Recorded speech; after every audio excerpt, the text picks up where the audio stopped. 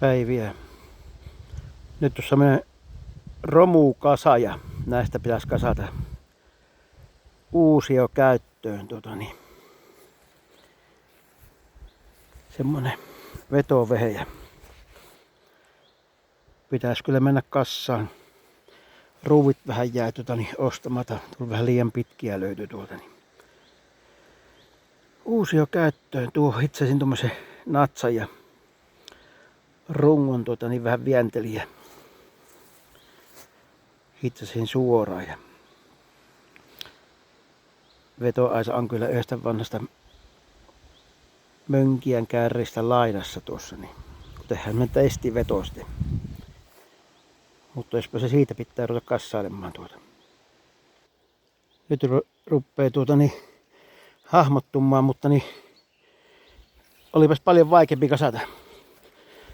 Mitä luulin, tarvitsisi vähän tunkkiloita tuossa ja vanhoja aaton tunkkia löytyi varastosta, niin kaikkein helpoten meni.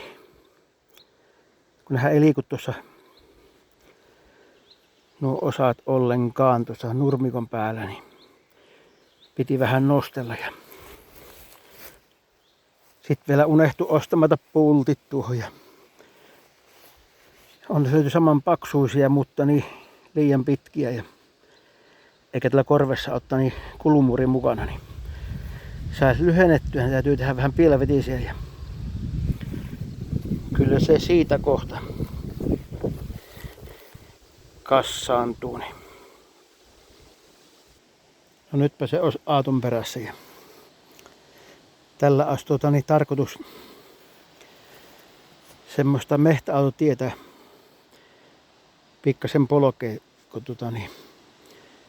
ei jaksas kaikkia heiniä ajella pois tuosta. Niin ainakin kokeillaan tämmöistä. Ja sitten on kontia se mulloksia, niin olisi melkein pakko polkea niitä, ne ottaa aaton pohjaa ja sitten tuonne leikkuriin. Mutta täytyypä kokeilla, tämmönen pieni kokeilu tehdä.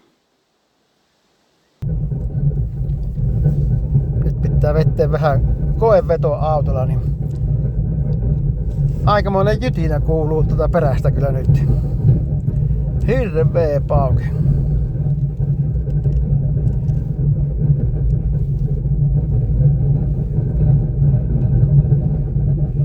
Kyllä jytisee todella kovasti.